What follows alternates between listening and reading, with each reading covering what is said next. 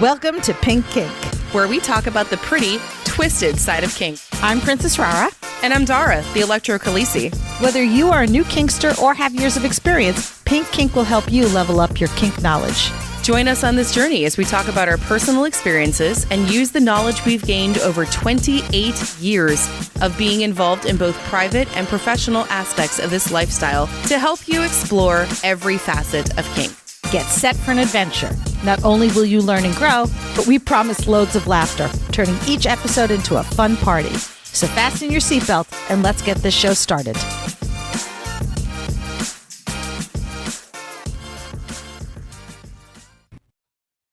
Pink Kink runs off the generosity of our devoted patrons. As a patron, you will become a member of our special Discord server, receive some adorable Pink Kink stickers, as well as have access to a monthly behind-the-scenes podcast. Patrons also get discounts at our Etsy shop, Pink Kink Boutique, and our online classes at Pink Kink Institute. In addition, our impactful and electrifying Pink Kinksters get special audio and video episodes. And finally, patrons at our highest tier will be recognized as producers, both here on the podcast and on our website.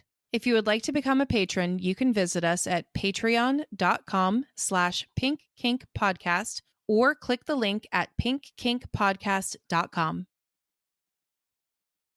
Today's episode is produced by our electrifying Pink Kinksters. Thank you, Jay, Witcherman, Brianna Lynn, Daddy J, Fabe, Embers, Blossom, William P., Claire, Lady Blooding, Naughty and Nice, Butte Pain, Manda Panda, Kat, Stefan, Shadow Phoenix, Kilted Sir, Brian, May Cry Devil, Ruby Riot, Mistress Velma, Enchanted Sparrow, The Wombat, Impact Hazard, Twitch, The Midnight Girl, Sinful, J21, Daisy If You Do, AK Harley Chick, Violet Rain, Serenity, Belle, Eric, Lady Affliction, Dr. Dave, Pumpkin Pie, Ms. Tourmaline, S'more, Hacksaw, Wee Mad Beastie, To Be Better For Me, 3 a.m. Thoughts, Forrest, BP Bryn, Crash Override, Iro, Kinky Bear, Sviper No Swiping, Barbie, Navigator Bard, Frost, Sinful and Naughty, Coffee and Chaos, Noir, Haley's Comment, Mr. Pillsbury, Stitch, Peaches, Mighty Owl, Princess Sassy Pants, Lady and Lex, Chaos Monster, Casper, Hazel Page, Jessa Lady,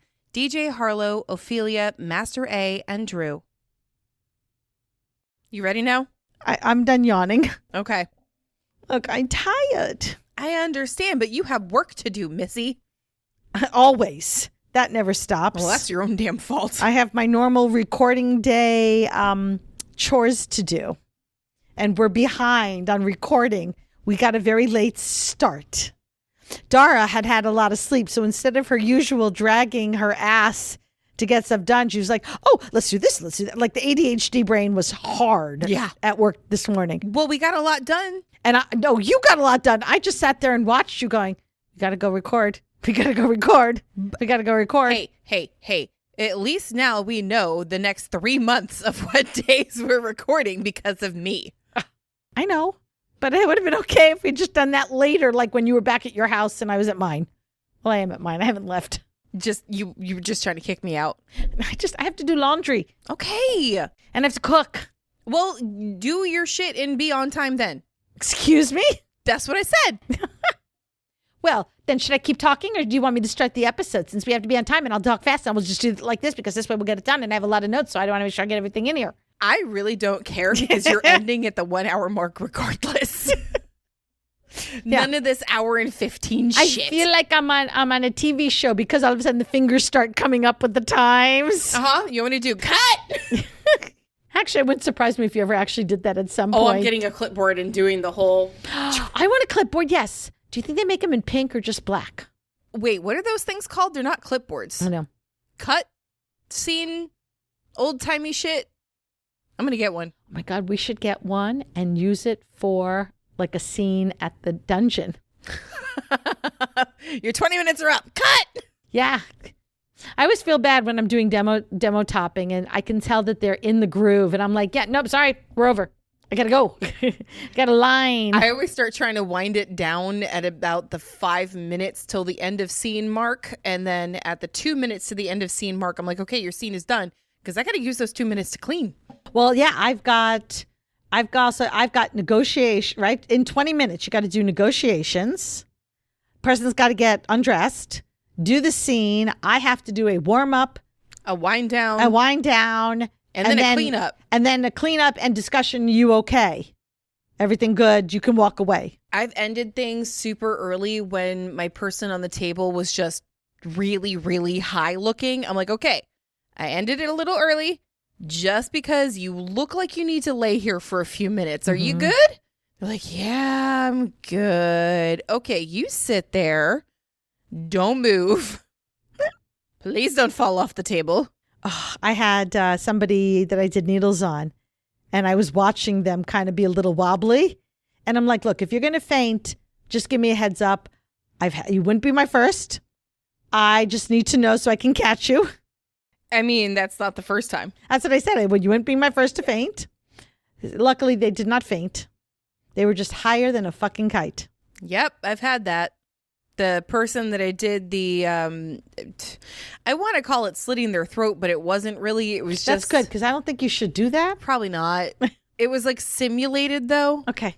With the dull part of a electro knife. So I did that, and this person like laid there like they were dead. And I'm like, okay, I know you're fucking high, but you are taking this acting like a corpse thing a little too far. So. Well, and especially too, because like you got to get them off the table, clean the table, and then the next person's got to come. I was lucky that person was on the table because I was doing needles with them. And then my next scene was an impact scene. So, and they're right next to each other.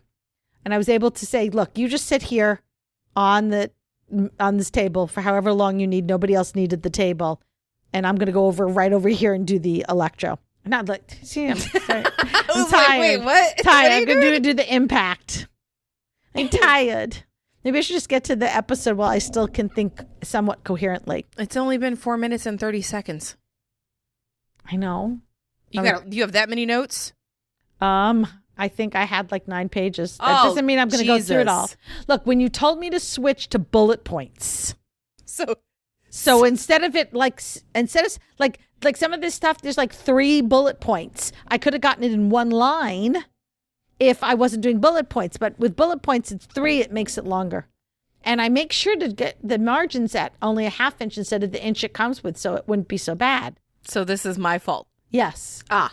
Thank you for acknowledging that. I appreciate that. I'll take that hit. That's very big of you to acknowledge it's your fault. Thank you so much. You're welcome. It's very mature of you. Speaking of mature. This is so weird. Usually we do this after Risque and both of us are dungeon drunk. Not just me. No, but this is super funny.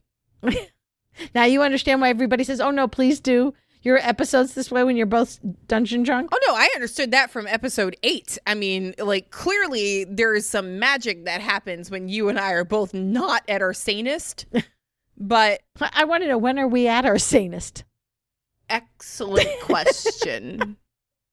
Because the first 7 episodes when we were not funny, we were trying to be serious because podcast is serious. I'm not a business. Serious person. Have you met me? Neither am I. I'm sure even in this particular episode, which is technically a serious episode, we can find the humor. Rara, we did an episode that involved cannibalism kink. That was funny. We were... So, there's 2 cannibals eating a clown. I think we've done ones on breakups, Rara. And we found humor. There's 2 cannibals eating a clown. One looks up to this, says to the other, does this taste funny to you? God. Now I'm going to have to send that to my kids and see if my middle son remains my number 1 or moves down the ladder. Well, Feel my daughter, free to tell them it's from me, because then your daughter... She might actually respond. Exactly. I swear to God, I can feel through the lines her just looking at her phone with the look. Like, yeah, I'm not going to acknowledge what you just said. Give it a minute, though, and then say that one's from Dara, and then she'll respond. But then God bless teenagers. The only time I hear from her is either A, she's sending me a TikTok, B, she's asking for money, or C, she's bored. Okay, and it's my job to entertain her. You too. Well, you don't ask for money, and I appreciate that. I kind of did today. Okay, but that's different. That's a business expense. You ask the business for money, not me personally. Okay. And it was reimbursement. So, And did I do it right away? Yes, I you did. Okay. So today's fine episode. Are you okay there? no, I already need a tissue. Today's fine episode is about maintaining privacy and discretion. Basically, about being a kinkster, about what you're doing as a kinkster, your kinky scenes. And it's because you need to protect personal and professional reputation. You want to maintain your social or professional standing. You need to preserve your identity. You want to, maybe it's your partner, and you've got to maintain trust and intimacy with the dynamic, and you can't let their information get out. You're trying to avoid potential legal and social repercussions. I know people who, in divorces, they tried to use it. My ex-husband tried to use that with me as a reason, and we lived in a no-fault state, so that fucked him over. And then he tried to use it from a standpoint of custody and was very clearly told by his lawyer, because my lawyer said the same thing, not to worry about it, that unless you can prove I'm a bad mom, and this doesn't, what I do in my private time away from my children, that is, and it's not illegal, doesn't make me a bad mom. So good luck with that. But that doesn't mean in a fault state that some of the shit doesn't come up. Oh, I bet you in some of the Texas, this would work. Oh, I had friends who were polyamorous and got divorced. The husband had given permission for the wife to be polyamorous. They were both polyamorous together, but she found somebody and he didn't. So and jealous. She was in a relationship with this other person, a very good, high quality, long-term relationship. And then he brought it up in the divorce. She cheated because it was a fault state, and they don't look at it necessarily as the husband knew, the husband was okay with it until he couldn't find somebody. Anyway. Ridiculous. So we're going to talk about the importance and benefits of the privacy, definitely the challenges and risks associated with public exposure, and talk about some strategies for maintaining privacy. I think even I, who am out as a kinkster, and I'm out to my family, and I'm semi-out to my job. I mean, we don't discuss it. I don't actually ever say that I'm a kinkster. I use the term alternative lifestyles. But there's obviously still some information that I don't want to share with them. My family has made their boundaries very clear of what they will and will not listen to. I'm allowed to talk about the podcast and the business side of the podcast, not the topics that we talk about. Though I did have a very funny thing when there was a whole bunch of us at the table and we were talking about, like, again, why I don't hang out with my family too much, how they all go to sleep by like 10 o'clock at night, even the ones in their early 20s, like the 25-year-olds were going to sleep by 10. I'm like, the club doesn't open till 9. I'm not getting home till 2, 3 in the morning. And then my brother-in-law said something later to me about, oh, do you do a lot of dancing at the club? Oh my God. Because I just said the club, right? And he's like, do you do a lot? And I just had to very calmly look at him and go, it's not that type of club. And he went, oh. And like the conversation got dropped. Yeah. My dog babysitter, actually, we have her once a month to let the dogs out when I go to the club. She knows I go to a club. She knows I work at this club. She knows that there are different dress up themes at this club. It used to be when the dogs were a lot younger. So about 2 years ago when they were puppies, she would come over and she would be there the entire time. And half the time she would spend the night because I wouldn't get home until close to 2. But now she just comes for, half hour, an hour, lets them out, goes back home because they're fine to be on their own now. The younger one just can't make it she can't make it past their usual potty time and I'm gone. So, but she has mentioned that she doesn't know what kind of club this is, and she's only 20 and she's an adult, but she's a kid. And I'm like, okay, I'll let you know when you're 21. How about that? Like when you turn 21, I will actually tell you where I go every month. See, I usually say things like, I will answer that question, but please be sure you actually want me to answer that question. And then your daughter runs the fuck away. Sometimes my daughter will go, never mind, I retract the question. And sometimes she'll go, all right, you can answer that for me. Yeah, I'm semi in the same boat with my parents. Like my mother has forbidden me to tell my dad anything about it. I'm pretty sure he knows, but he's just happy to stay in his own little bubble. My mom, same thing. I'm allowed to talk about the business side of the podcast. I'm not allowed to talk about any of the topics. And as far as work, that's where it gets a little difficult. And that's sort of why I wanted to talk about this, because you're not the only one. I mean, this episode is inspired by Tara. We live in the DC area, which means we have a lot of friends who work for the government. Neighbors, everybody. I'm not even friends with these people. And the FBI or whoever it was investigating my neighbor to go work for them and came to talk to us. Oh, fascinating. We're like, I don't know them. Well, how long have you lived here? I don't know. At the time, it was like 4 years. And they were like, and you don't know them? No. What the fuck? It's actually a good thing. If I knew them, it would be because they caused trouble. They didn't cause any trouble, so I didn't know them. Okay, so another interesting side story about that with how deep this goes.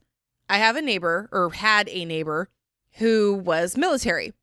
And another one, his girlfriend at the time, worked for a company that did a lot of government contracts. So like clearance levels had to be up there, right?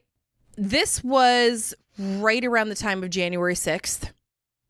And I recognized somebody that I knew from the photos that I am in a weird way related to, kind of a thing. It was like a in-law of an in-law kind of a situation, but connected. And this asshole had the nerve to tell me, like, grill me on this person and how I'm related to that. Look, I have to report it. If you know somebody who did that, I have to report it, because if they find out that my neighbor's cousin's bachelorette friend from 6th grade, however the fuck it was, is involved in this, I'm like, are you fucking serious? And so I just told him, no, it's not her. Definitively, it's not her. It was totally her. Yeah. I have an acquaintance. His current ranking, as far as I know, is he's a major in the Army. He's a submissive. Mm-hmm. Okay? Male submissive who's a major in the Army. If word got out, dead. How would that look? I mean, it would detract from him appearing, and I mean, it shouldn't, but we all know the reality, as an authority figure. Wait a minute, you let yourself be pegged? You let yourself be hit? You get down on your knees, on a leash, but wear a collar, all that? Like, that would be a problem. So it's for some people like me who are fortunate enough that I just don't share, because why would you discuss your sex life at work? But they do know I participate in alternative lifestyles. They know that once a month I host a big dinner, that I can't ever stay late on that night. Yeah. They know twice a month now. Twice a month now. And they know that I go away to conventions and teach. So like, that's the level I share with them. When you hear the lies that I've come up with to tell my bosses where I am going to all these different conventions and to take off time and stuff, oh my God. Yeah, for smut lovers, I just was honest. Oh, well, that one is easy. It's a book convention. Right, but no, this is what I told them. I go to teach them. I go to a smut lovers convention to teach BDSM authors how to write scenes, how to write books so that they're more accurate about the lifestyle. So if that hasn't told her that I'm into BDSM, I don't know, other than actually saying the words, I'm into BDSM. I was going to say, what did she say to that? What was the reaction? She said, oh, that's so cool. Did you know that there's like a shit ton of romance-only bookshops that are popping up all over the country? I love it. It was in the New York Times this morning. Oh, yeah. No, listen, she reads romance too occasionally, not like I do. I'm literally over 200 books already this year. But she likes to read very interesting romance, like specific, like Amish romance. Because she's very, what's the word I'm looking for? She's I didn't very know that existed. Intellectual.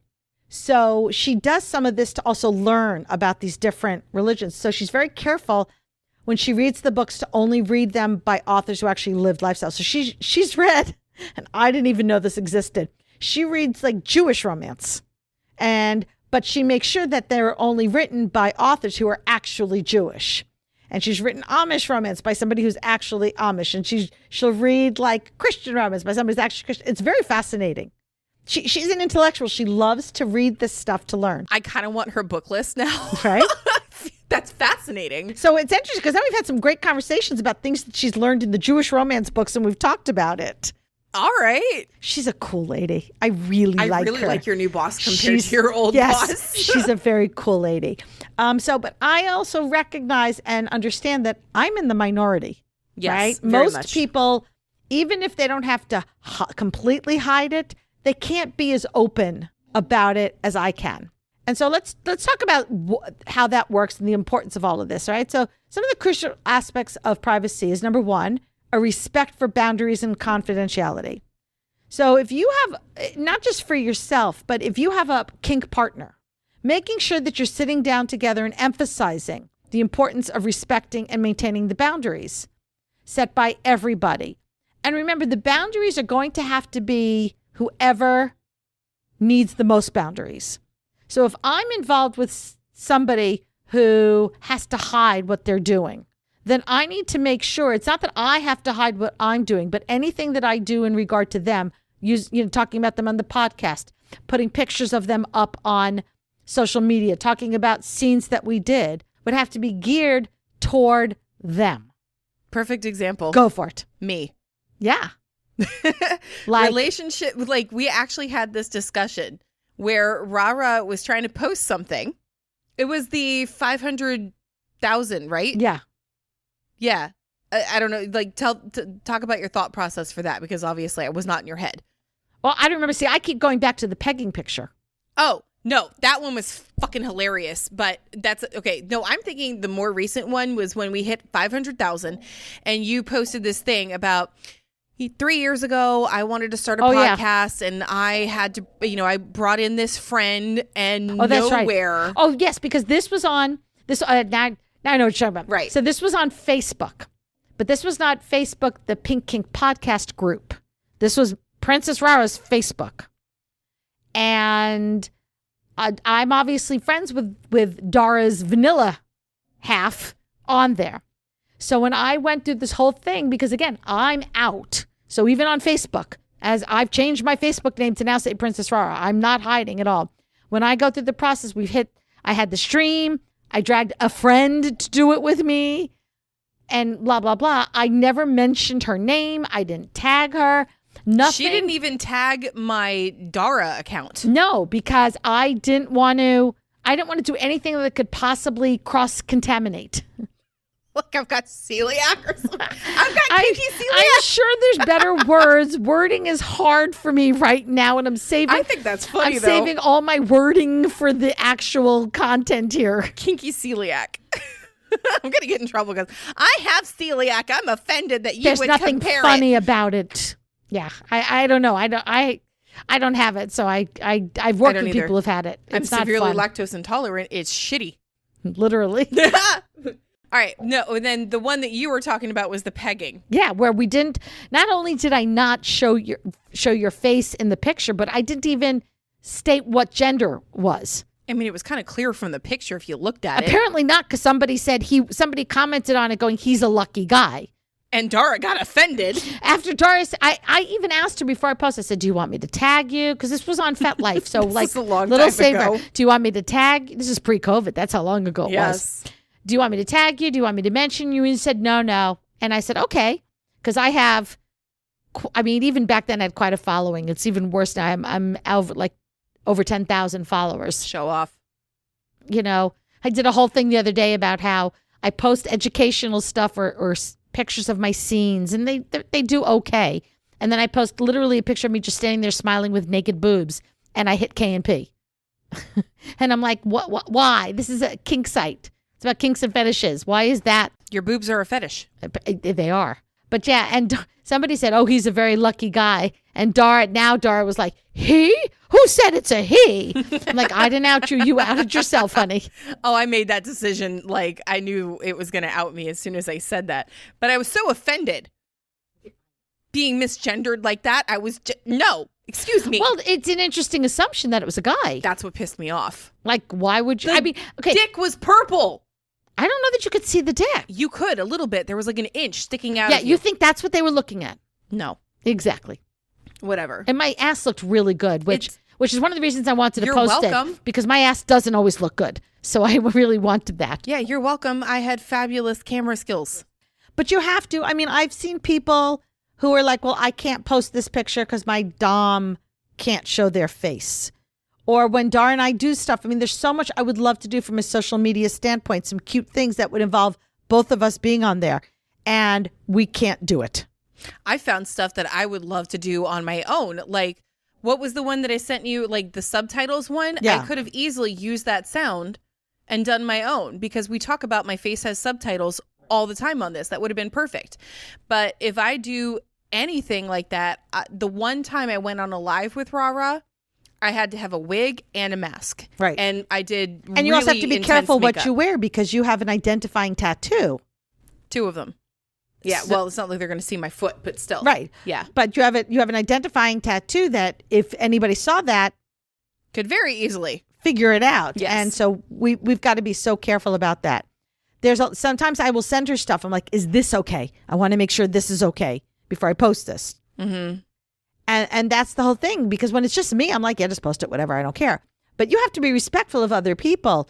And I certainly would not want to be the reason she lost her job. I remember having a conversation with my boss and saying something like, you know, I should have been an audio engineer or something like that. And I was just making this joke because I do the audio for this.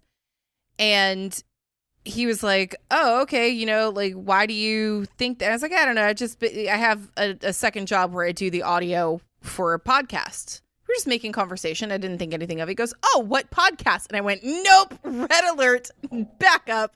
No. And I very carefully said, oh, it's for a dirty romance. They read dirty romances and talk about it on the podcast, and I do the editing for it. It's a friend of mine.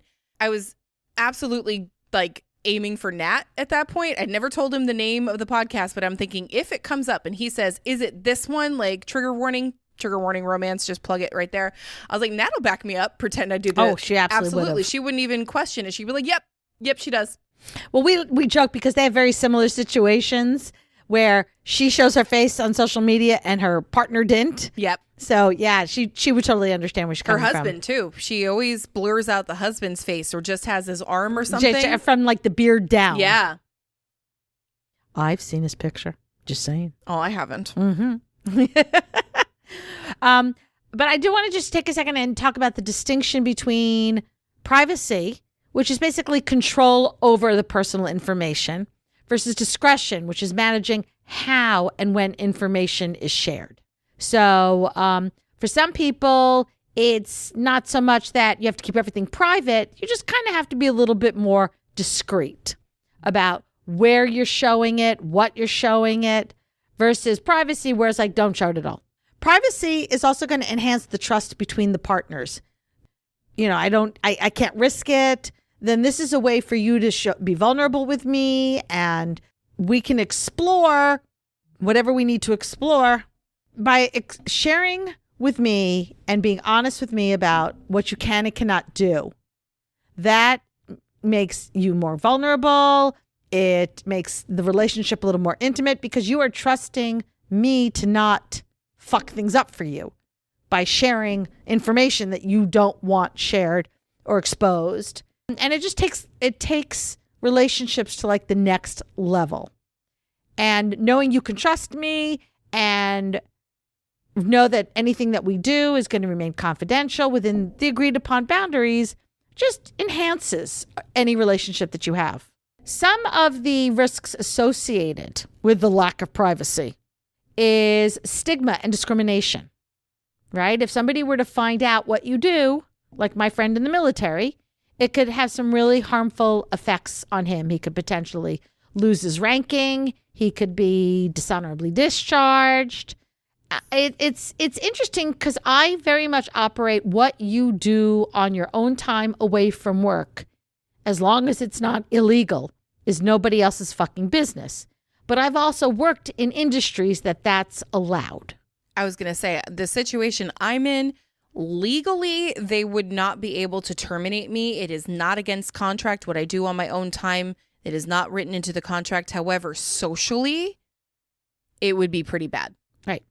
And the problem is you'll have some companies, some jobs come with a morality clause, but all it doesn't give specifics. It's a very generic morality, right? Like it'll be like with the morals of the company. Well, what the hell is the morals of the company? I don't know too many companies that are actually have much in the way of morality or ethics for crying out loud. Well, the CEOs don't, but apparently the rest of us are supposed to. But for instance, and what about with your family, right? I mean, if your family finds out stuff, you could get written out of the will.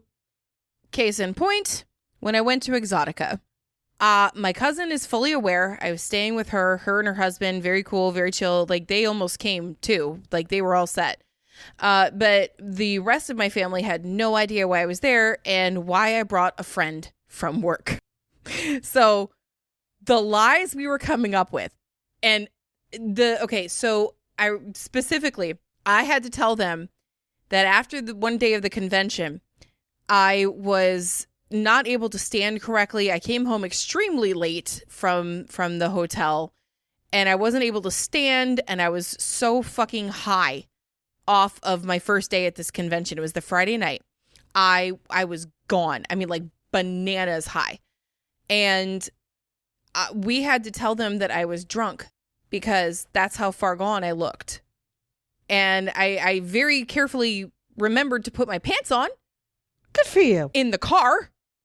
After I got picked up. It's a good thing it wasn't an Uber because I was literally in the back seat. My cousin was driving and I'm sitting in the back seat putting on pants. You guys didn't notice that you didn't have pants on yet? No. I was wearing my tights and a hoodie. And the hoodie was just long enough. And I was not wearing pants. And I'm like, I cannot walk in the house because my cousin and her husband had gone to a concert. So her mother and father were babysitting the baby. So they were there and they were going to be awake. And I'm like, so I'm like taking off my Doc Martens. I'm trying to put my fucking pants on, trying to put my shoes back on. It was a mess. Walk in the house and they were like, yeah, she was at the bar with her friend and we had to go pick her up on the way from the concert. And I'm like, yep, that's what happened. Yep. That was it. Mm-hmm. Yep. I was drunk apparently for the whole weekend. Damn, girl. Glad you had such a good time. That hangover, though. Right. No, that's the worst part because then the best part because then I could say I'm totally hungover. With the top drop, yes. Yeah. Between Friday and Saturday. And then Sunday, the top drop was so strong, I was hungover as fuck. And my aunt decides that's the day that they're going to do a big family dinner. I'm like, oh my God, please no. That's funny. I don't usually get top drop. For me, it's more like my body is physically sore because I beat people. And so it was a very physical activity. So I am sore as if I had a workout. And since it's been so long since I've actually worked out, it's hard. Yeah. But I don't normally get like top drop. But half I also the time when we record after we do a party, I'm fucking in drop. You also have to be very much aware of like what's legal in your state and what isn't.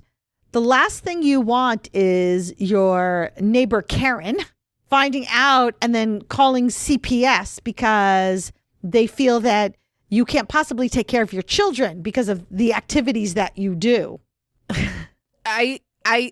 I swear to God, I have a neighbor that would actually do that. Thank goodness I don't have children. Oh God, one of my bottoms last night, her name was actually Karen, and I just wanted to say, I am so sorry. Ew. What an unfortunate name to have these days. I know somebody also named Karen. I'm like, I would change my fucking name. Yeah, and I don't know this person to know whether or not they actually were a Karen, but I felt so bad. I'm like, that is just an unfortunate name to have these days. Mm-mm. So you need to be aware of all this and understand it so that you can figure out where you need to be discreet, whether it's for you or your partner. You know, be aware of what the laws are in your area. If you're going through a divorce and perhaps some child custody battles, you know, are you in a no fault state? Are you in a fault state? Can this be used against you? Can it not be used against you? You need to know all about this and the privacy laws. Obviously, there are different strategies for you to follow for all of this. Look, you've got even in healthcare, right? Can you share this information with your doctor? One of the things is doctors are mandatory reporters So if you have a doctor who thinks that you're being abused, they are legally obligated. So lucky for me, I don't do anything really. Like I never have bruises. And if I do, it's explained by my medical condition. So I'm like, okay, that doesn't mean anything. But I do remember one time I had a virtual appointment, not an in-person appointment, and I had massive amounts of electrical burns on my arm. Oh, yeah. But they can't see it because it's virtual. So I never really have that problem. Actually, I'm going to correct myself for a minute because mandatory reporters, I believe, is just for children.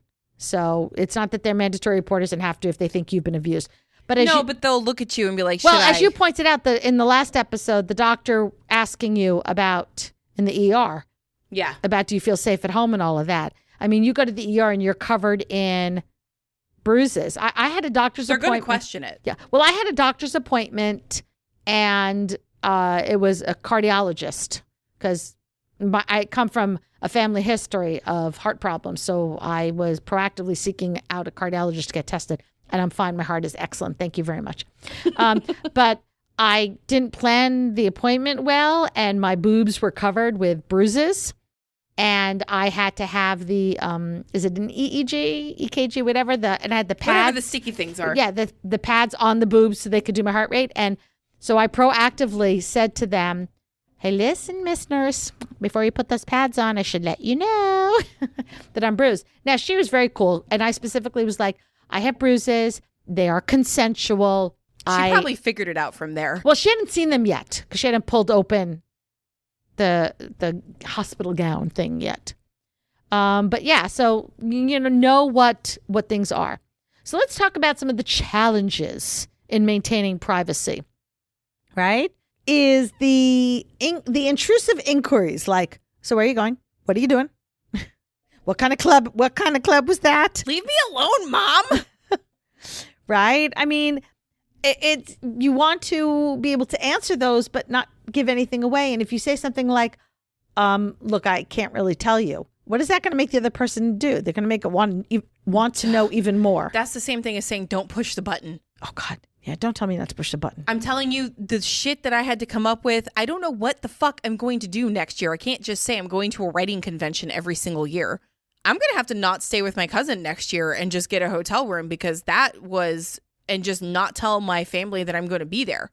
Oh my God. And my mother was having an absolute fucking meltdown to the point where I actually blocked the number for a little while because she was blowing my phone up because apparently one of my cousins does security for the expo center that I was at. And my mom was terrified that she was going to see me there working because my mom's not dumb. She knew I was working and be like telling the entire family. I'm like, first of all, Mom, this particular cousin, if she did see me, would think it's hilarious. Second of all, would never post a picture of me on their Facebook in this outfit. Have a little bit of like, first of all, composure. And second of all, understanding that not everybody is going to blast everything. Well, that right there is actually one of the risks. It's the misunderstanding and judgment, right? Like your mother is so afraid that if friends and family find out about it, that they're not going to understand. No, but she's afraid it's going to come back on her. Right. And then, there's one of the things I hear a lot. People are like, well, I'm afraid to go to a munch because I might run into somebody I know. I did that. And our answer is always, but if you run into somebody you know at the munch, then they're at the munch. So they have just as much to hide as you hide. I mean, right? There's that whole thing. If you see me at a munch, no, you didn't. You see me at a dungeon. No, you didn't. Do you remember that time that a friend of ours brought a date to a munch and it turns out that he was my boss's best friend of 20 years? Yeah. And we realized this. We were talking and we realized it and we both went, okay, we're not talking to each other anymore. Bye. Yeah. I mean, and I know I've told the story too, that I was out for dinner with my kids at a restaurant. Yep. And later that night, I got a message from the waiter who was like, I thought that was you. That's awkward as shit. Listen, it was already awkward because he was already staring a lot and staring in such a way that I couldn't tell if he was staring like I'm attracted to you and want you or some other reason. Like I didn't understand the vibe. So I appreciated the message because I went, no, now I understand. Okay, that's why you were doing it. But again, see that he handled it perfectly. That's what I tell people. That's how it should be handled. If you happen to run into somebody. And here's another thing to remember, right? Dara's name is not legally Dara. No, thank God, because I didn't even choose the name Dara as my kink name, by the way. I'm just stuck with it now. You really are. And it works so well with Rara. So the Dara, Rara, it works well together. It's, but so if like I run into her out in the vanilla world or I'm out with her parents, I have to remember to not call her by Dara, but to use her actual vanilla name. I mean, when I'm with just you and Daddy J, then I don't care and I call you Dara. But yeah, because I never use your vanilla name otherwise. Right. Well, do you remember my wedding? Mm-hmm. And it was on Facebook Live? Yep. I had family and kinky friends all watching. Yeah, in the comments. Commenting. Both using different names. Yeah. I was like, fuck. When I saw it later afterwards, I just went, fuckity fuck. That's but nobody awkward. asked anything, huh? Nobody said a damn word. And even if they did, I would have said it's a nickname. Yeah. That's the whole thing. Funny thing about Rara is luckily that's the nickname I use in both worlds. Easy for you. Though my family did on this recent visit make fun of me because I'm slowly trying to get them to use Rara. And we had, those events where everybody gets a red Solo cup and you have a Sharpie and have to write your name on the cup so you know whose cup it is. And I wrote Rara on mine, which now proceeded going, oh, Rara, here's your cup. Oh, Rara, do you need more water? It was, they thought Rara was very amusing. I'm like, I've been using Rara long before I became kink. Like since high school, right? No, not since high school. Since, I think before my youngest was born. Okay. And since she just turned 19. And your family it's been doesn't a while. call you that? No. Oh. Your family and your bosses call you your actual name, right? My bosses go back and forth. Oh. Sometimes they call me Rara. Sometimes they call me my actual name. I know your old boss called you your legal name. Yeah. Like exclusively. Yeah. Which is, I mean, listen, it's not that I don't answer to it. I'm used to, obviously had that for a very long time, so I'm used to it. But it's something to be aware of for those who don't use the same name in their vanilla world, in the kink world. And talking to your friends about it. What I do is if I run into somebody at an event that's not a kink event, I can do a couple things. I can pretend I don't know them and we're just meeting for the first time.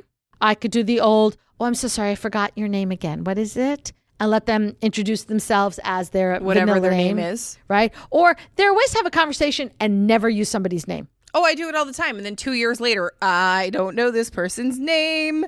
Yeah. Let's see, Daddy J goes by his actual legal name out in our kink world in the area, but we came up with Daddy J on the podcast. That's not even what I actually call him at home. I call him doo-doo. That's lovely. Or potato. Yeah, potato, I was going to say.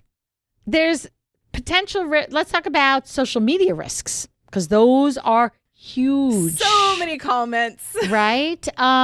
One of the things that is new and joyful in this day and age is a lot of companies, as part of their vetting you before hiring you, is go over your social media. Which I think is fucking terrible.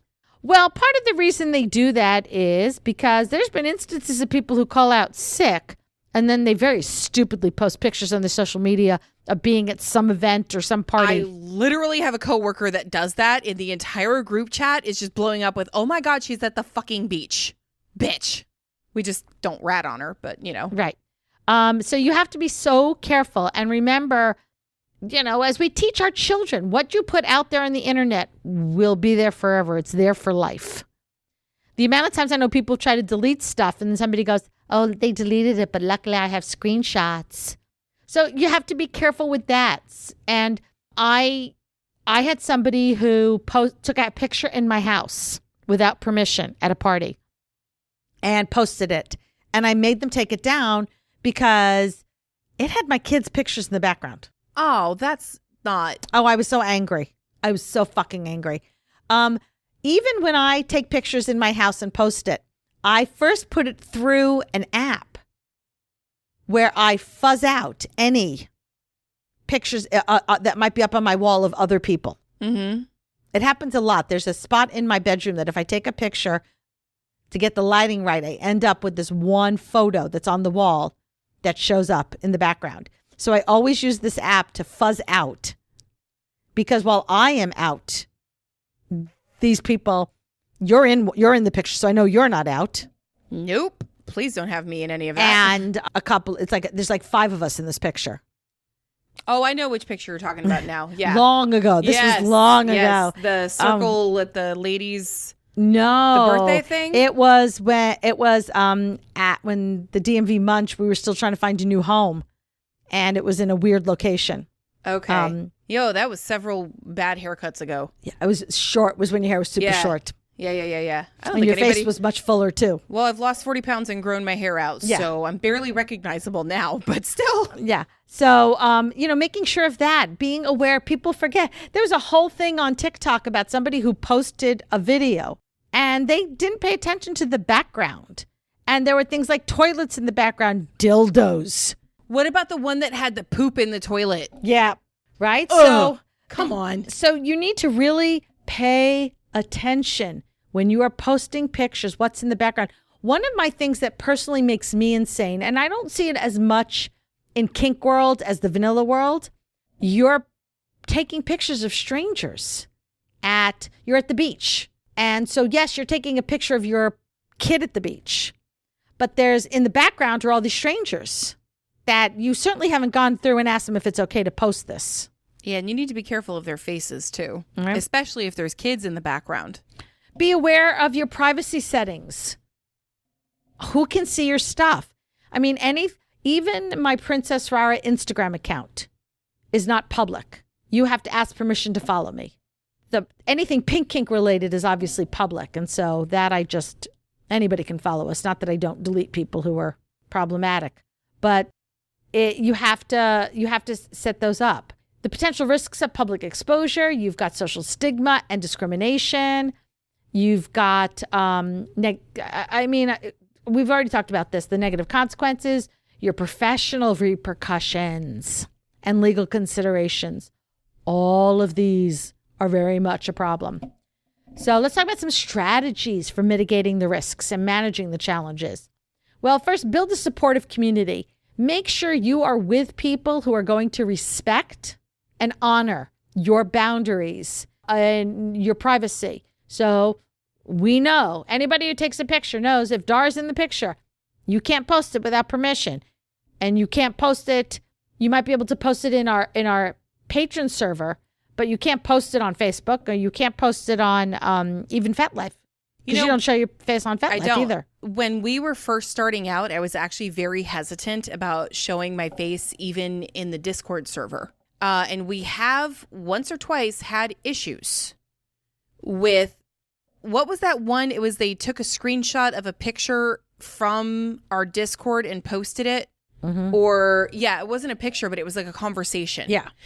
And I'm like, we lost our shit on that because we never found out who it was. But there is an expectation in the Discord of what happens in Discord stays in Discord. Right. It is private.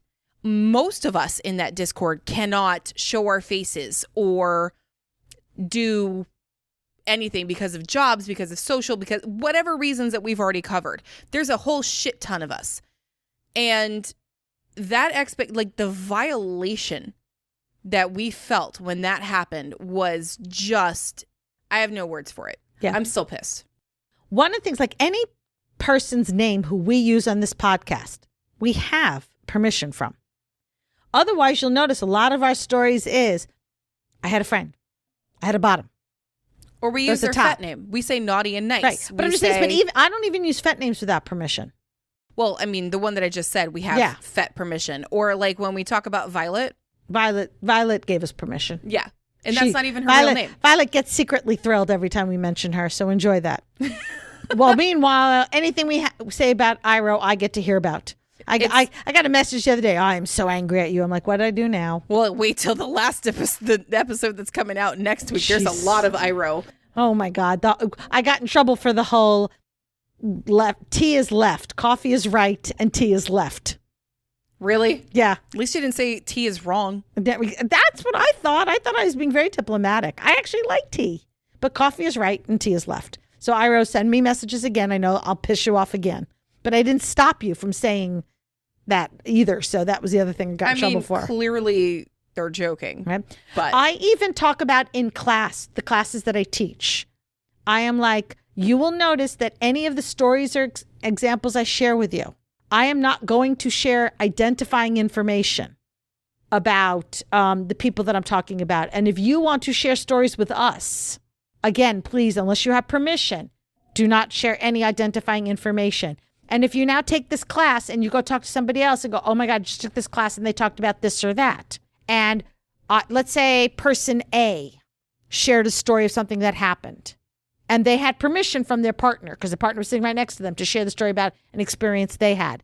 Person B walks out of the class thinking, oh, I want to share that with my partner because I think that would help them. I tell them, you don't go to your partner and go, oh, so person A and their partner, this happened and this. You would say like, so there was a couple in the class who talked, sorry, I'll say it again. There was a couple in the class and they mentioned this and I thought this would be helpful to us for this, right? Like you can still share information without giving away any privacy. Couple things, like just really quick. One of the other really cool expectations that we have in the Discord, and Rara will probably go off on her little speech about the Discord soon. You can join it for as little as $2 a month just by going to patreon.com/pinkkinkpodcast. Yep. Right, okay. Very short. Nice, short and sweet. There is also an expectation that anything you say can be used in the podcast. Can and will Most be definitely used in the podcast. We do it all the fucking time. However, private conversations are not. Those are off limits. And we still, even the stuff that you say, you know, we're careful. It's not like if you tell us something really personal that, you know, like you're getting advice from somebody and you're sharing some really personal details. We don't share that. It's the funny shit that we share or whatever. But yeah, there's this whole expectation of privacy. The same thing with pictures. We absolutely have a rule in our server, and I'm in several servers that have the same rule.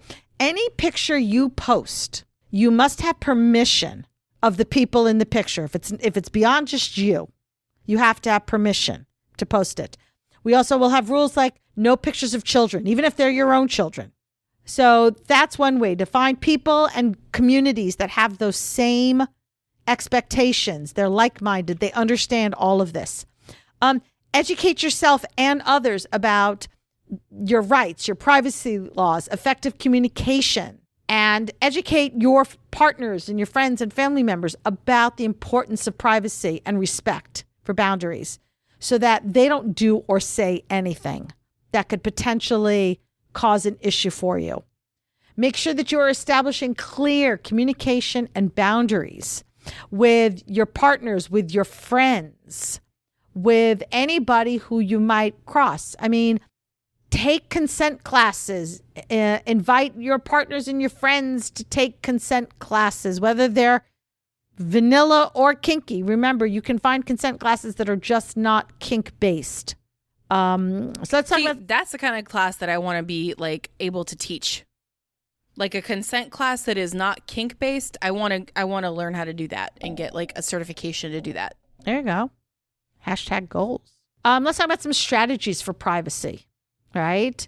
Making sure we talked about this, establishing boundaries and then revisiting them because maybe things will change. Maybe things will get easier. Maybe things will get worse. You're getting promoted. You're going to have to be really, really careful about what you do and say. Highlight the importance of regular communication and negotiations to make sure that boundaries are being respected and adjusted as necessary over time. This is not just one time in our relationship we talk about this. Feel free to ask questions if you're not sure. Like I do with Dara. Like I might think that this particular graphic is fine. It doesn't show enough of your face. Like it's just from the nose down. And Dara might come back saying, no, actually, can you crop a little bit more off the top so it's just from my chin down? Or, hey, can you hike that up a little bit because it's showing my tattoo? Or right, do you remember the time that we took the picture of you in flats and me in heels and standing next to each other? Standing next to each other. We had to crop a lot off of me. Yeah, to make sure. But it's like there's nothing wrong with asking. And then once you ask, respect the answer from whatever your partner says. Again, remember, the discretion and the privacy you follow has to lean toward the person who needs privacy the most. Doesn't matter if you are able to be out and about. If the other person can't be, then that's the guidelines that you follow. And sorry, but if you are the person who is out and about like rah-rah and you have multiple people in your life who have varying degrees of not out and about, you're going to have to figure out all those different boundaries and rules with each and every person and stick to them. Yeah. I have a very strict policy, so for me, it's not that difficult. I don't really have to figure out all those different policies. It's just don't show face, period, end of story, whatever. But other people, like Rara especially, has a multitude of varying degrees of privacy she has to deal with. Yeah. And it's interesting. So even I, who am out and about, and I have absolutely shown my face on any and all social medias, my face, my naked body is on Fat Life. So if you haven't already found it, go for it. It's there. I know people like to look at boobs. There's plenty of boob pictures. I still will tell somebody, feel free to post the picture and tag me. I don't make the assumption that they know I'd be okay with it. I tell them specifically so that there's no question. Sometimes, same thing with like explicit consent versus implied consent. I don't want anybody having to make assumptions or wondering. I am just going to explicitly give you my consent to post, not only post the picture, but tag me. Because I've had difference. I've had people say, you can post the picture, but don't tag me. Or please tag me and post the picture, right? You want to hear something super cute? I love super cute. So somebody from our Discord messaged me and was like, hey, would you be okay if I posted this on my social media and tagged you guys in it? And it was like it was one of your graphics. Mm-hmm. And I was like, oh my God, are you serious? You don't have to ask permission for that. Like, yes, we absolutely love when people repost and tag. Do it. Go for it. I don't know if they actually did it or not because I'm not a social media person. But it was one of your graphics, just words. It didn't show face. It didn't show anything. It was super cute. And I was like, oh, you don't have to ask for that. But I appreciate that they did. That's a good habit to get into. It is. That's why I thought it was super cute. It's interesting. So on Instagram, one of my goals is to create graphics that people want to repost because it gets us out there. Nobody ever asks me. They just repost it. Because also the assumption is because it's a public account. And again, I could set it up as a public account, but you can't repost my shit. And I don't have it set up that way. So they just repost it. No, we love reposts. Repost all the time. Okay. Private spaces.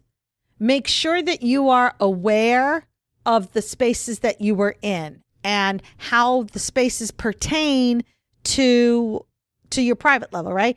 So I know people who will not come out to public dungeons. They just don't feel safe showing their face in a public dungeon. Now, my personal thoughts on that is everybody there is there for the same thing you are. I've never known an instance, at least in our dungeons, where people are there with the only goal to spy. Especially our particular dungeon, you need to come in as the guest of a member or be a member. So they would really have to go out of their way. And they do background if they were checks. Coming there. Well, they just do sexual background right. checks. Make sure you're not a sex offender. And then if you are the member that brings in the person, they tell you straight up, you are responsible for this person. If they fuck up, you fucked up. Yep. And it's your rep on the line. So people don't fuck around with that too much. No, reputation in the community is everything. Check out our episode on that. I don't remember the number off the top of my head. I'm not Violet. I can't just pull it out of my head like that. I don't know how people do that. Even at home, right? Where do you store your toys? Are they safe? Are they out of the way? Could your kids get into them? Or in my case, the dogs. Right? There was, oh my God, I know we say this a lot, but there was a TikTok of a dog. Yep. With a dildo. Yep. Which is now officially the dog's toy. But I mean, you have to, if you have got young kids or if you've got family members coming over, I mean, even as much as I'm out and about, I make my family doesn't want to come downstairs where I've got all my toys. My middle son, my blessed child, utilize. And he knows it. Utilize. Mom, can you do my laundry? I'm afraid of your basement. You have He's recreated. 25 for crying out loud. You've reinstilled fear of basements into your child. Well, he doesn't know Phoenix doesn't have basements. What? Yeah, they literally, there was a point in time where it was a big thing and they would create houses with basements and they were literally sold as basement homes because they were homes with basements because we don't have basements. That's not a West Coast thing. California houses don't have them either. But where do you go if there's a problem? You're supposed to go into the basement. What well, problem? not if it's an earthquake. In that case, you don't. Well, that's right. You're in right? California. You don't want to be in the basement if there's an earthquake. I'm used to East Coast where if there's a tornado or a hurricane, you go in the fucking basement because that's the safe Phoenix is landlocked. We don't get hurricanes. What do you get? Once in a blue moon. Storms? Once in a blue moon, you get a tornado. Very rare. Dust storms are no big deal. We get something called haboobs. And that really is the name. Haboob. Haboob. My maturity level is showing, isn't it? Right. And haboob is a dust storm. I'm just going to say the name. It's a dust storm on steroids. It's your tits. Yeah. I'll have to show you. Right? No, that would be her boob, not haboob. Rory has a haboob. I have haboobs. You have haboobs. I have juggernauts and you have haboobs. Haboobs. I'll have to show you a video. They actually can be kind of scary because it's just literally the dust comes in and covers you. Who the fuck came up with that name? I'm sure it's probably not English. We'll have to look. We'll have to. I'm is Googling it it right now. Etymology. Is that the right word? Yes. Thank you. I'm pretty impressed with coming up with such a hard word when I am this exhausted. So you want to make sure that that your spaces are discreet so that nobody gets into it. Your kids, your family members, your dogs. It's Arabic. See, I told you it was not. It was not.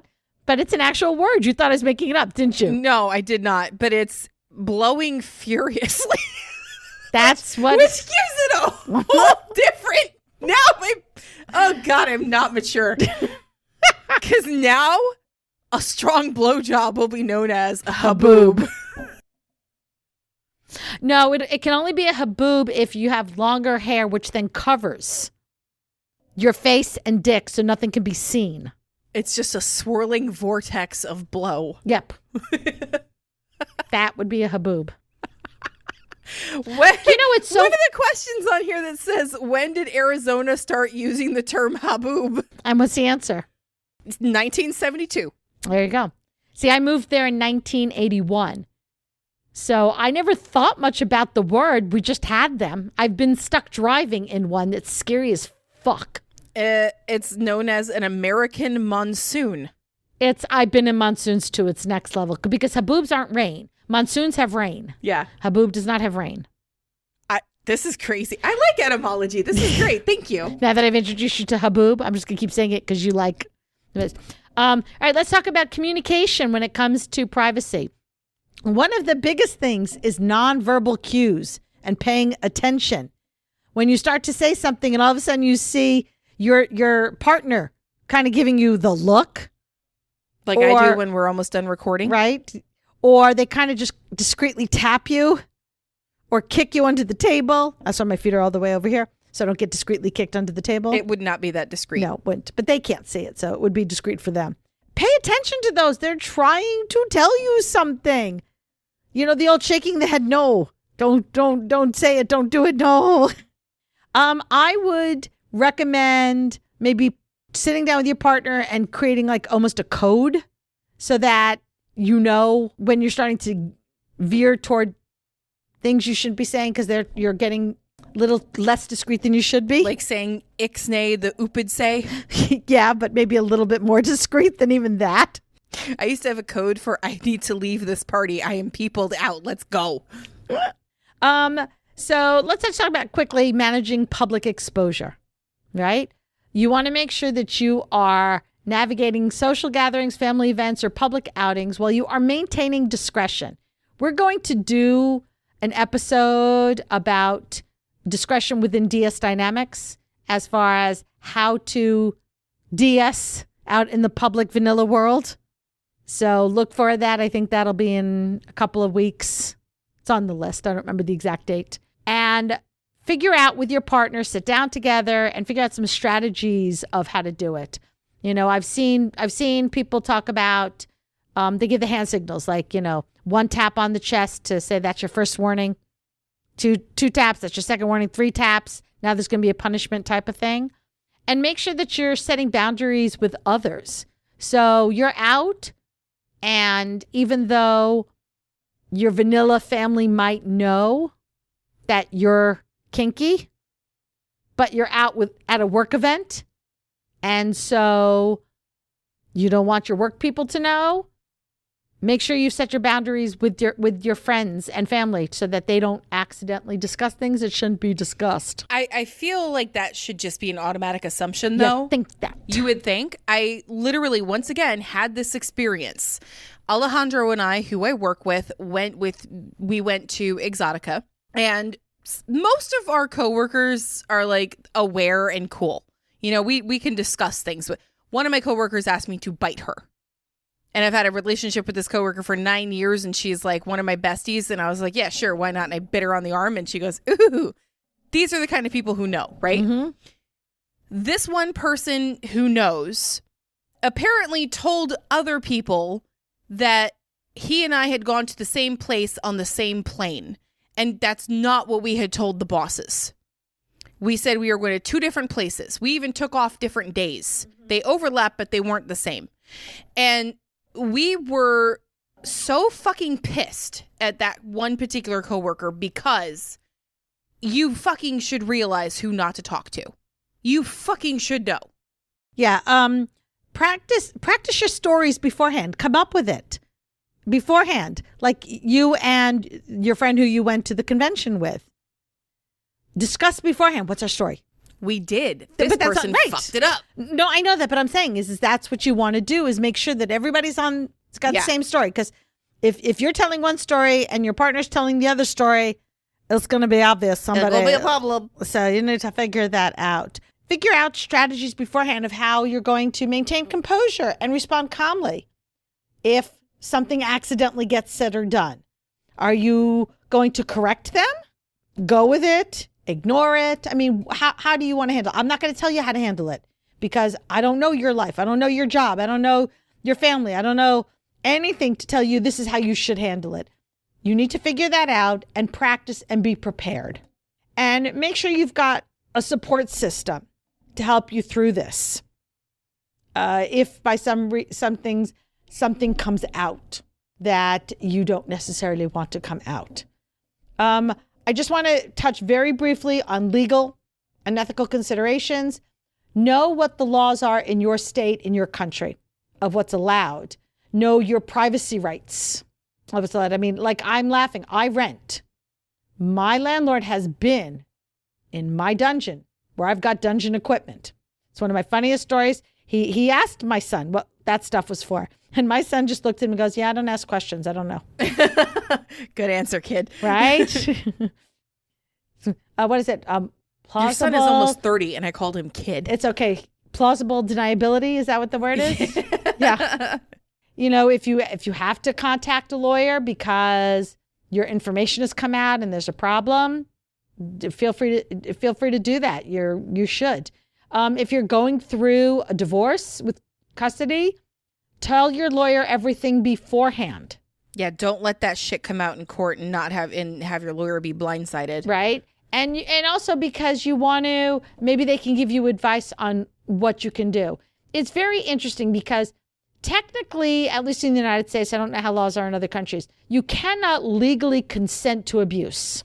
But enough courts at this point are more understanding of BDSM and consent and don't view it as abuse and will just not pay attention to it. But that doesn't mean you're not going to run into some judges that will. Especially in the more conservative areas. So if you live in one of those, be extra more careful. All right. So I know we've been all over the place with this, but hopefully we've given you some ideas, things to think about. Remember, too, that, you know, what happens at any kink event should stay at that kink event. If you see somebody out and about in the vanilla world that you know from a kink event, you can do one of two things. You can either A, pretend you don't know them, Or B, you can know them, but not answer how you know them. Like, I mean, when people ask me how I met Diesel, I don't tell them at a gangbang. Well, I mean, that's not true. Some people I do, because it's a funny story. You told my vanilla neighbors. Yeah, but it was appropriate at the time. Yeah, it was. But like, I haven't told my family that's how I met him. Because my sister can barely handle nudity, and I'm supposed to explain it was at a gangbang and I was a fluffer. She would keel over. I think I told my family that Daddy J and I met on an app, which we did, on a dating app. But I don't mention the part where I said I was specifically looking for a daddy and not a partner at the time. Yeah. I just tell people I met him at a birthday party for a mutual friend, which is true. Yeah. In fact, this week is that mutual friend's birthday, which would be then pretty much my 7 years. Yep. I met, or actually my parents met at a party. So like legit. Make sure you know if you have an employment contract, what is listed in that employment contract so that you know what rules you have to follow. Just because you have clearance doesn't mean you can't do some of this stuff and be out. Different agencies have different rules. I had a friend who works for the FBI. He's very much out as a kinkster and polyamorous. In fact, he used to have pictures of himself with his wife and pictures of himself with his partners. And it came down to the fact that as long as he told his bosses and therefore could not be blackmailed about the information, he was fine. But that was also his department. Other departments may have different rules. So you have to do your research and understand what is and isn't allowed. Advocate for yourself. Make sure that anybody who you interact with knows what they can and can't do in regard to your privacy. And if you have somebody who is telling you you're wrong about that, then they're not somebody who should be in your life. Because whether you're right or wrong, if that's what you want your boundaries to be, then that's what your boundaries should be. And people in your life should respect it. Done. Yes. I want to have those little snappy snaps and like. Thank you. Thank you very much. Thanks for hanging out with us today. If you enjoyed what you heard, make sure to subscribe so you don't miss a minute of our fun and educational content. New episodes drop every Friday. If you love what we do and want to show support, there are several ways. Join us on Patreon at patreon.com/pinkkinkpodcast. You can support our affiliates or help spread the word about our kinky podcast to your friends. Don't forget to rate and review Pink Kink on Spotify and Apple Podcasts. Those 5-star reviews go a long way in boosting our podcast through the algorithm and reaching more listeners. Sign up for our Pink Kink Institute classes. Shop at our Etsy shop, Pink Kink Boutique. Stay connected with us on social media. You'll find all the links on our link tree posted in the show notes. Your support means the world to us. So until next time, stay pretty, stay safe, and stay twisted.